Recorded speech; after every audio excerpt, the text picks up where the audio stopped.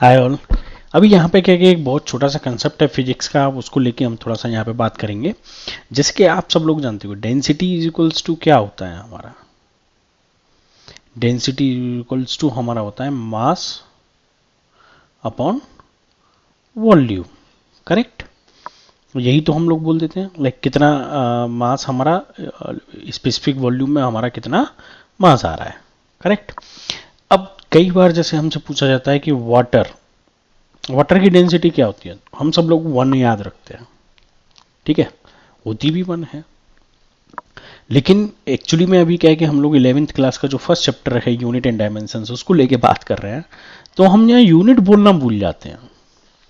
तो चलिए मैं अब आपको 4 यूनिट देता हूँ, आप मेरे साथ गैस करके कमेंट में बताइएगा कि आपने सही किया था या नहीं किया था।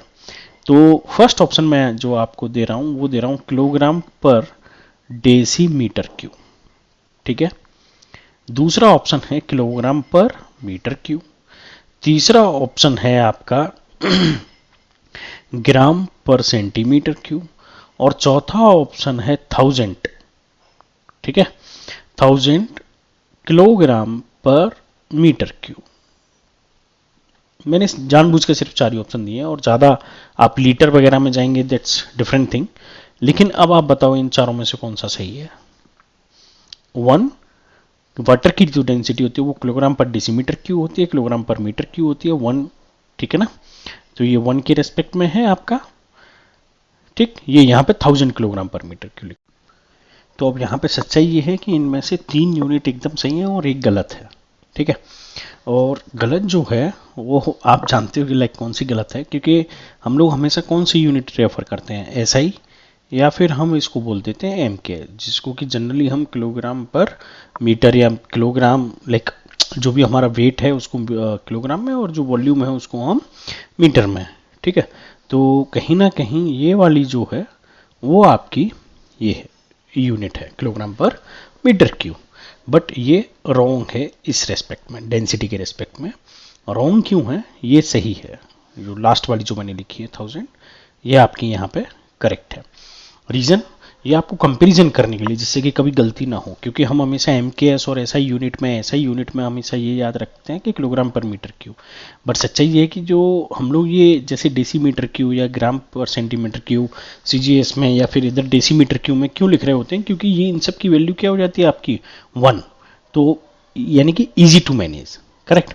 अब यहाँ पे हम लोग यूनिट पे ज़्यादा फोकस कर रहे हैं, तो मैं थोड़ा सा आपको यूनिट के बारे में यहाँ पे थोड़ा बताऊंगा कि लाइक जैसे हमारा एक मीटर इक्वल्स टू मेरा कितना होता है 10 डेसीमीटर।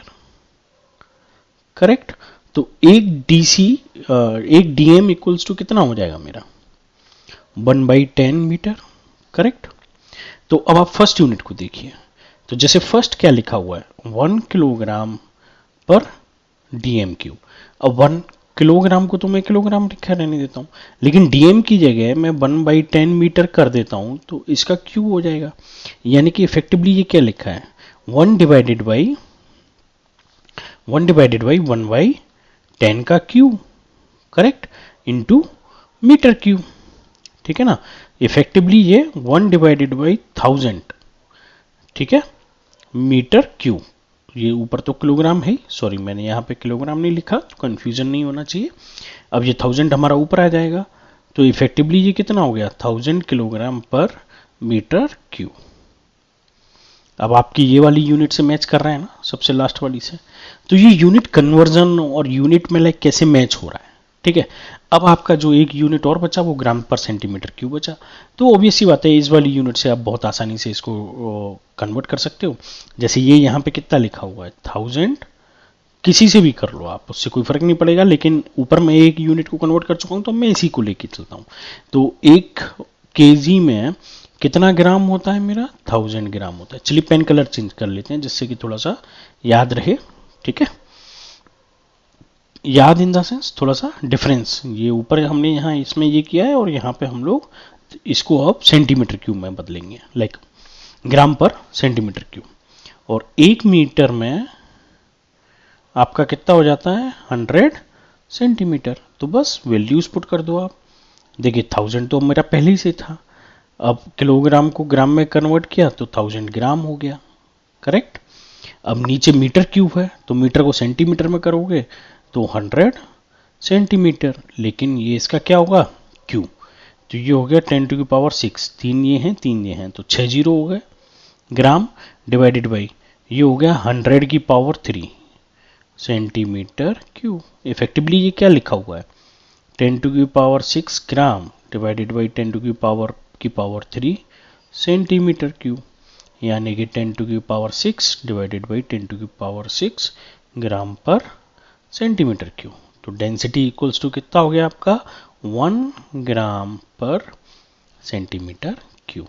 तो आगे से आपको हमेशा वाटर की डेंसिटी के रेस्पेक्ट में 1 तो याद रखना ही रखना है, लेकिन 1 के साथ साथ आपको ये भी याद रखना है कि मैं कौन सी यूनिट के रेस्पेक्ट में बात कर रहा हूं, ठीक है ना।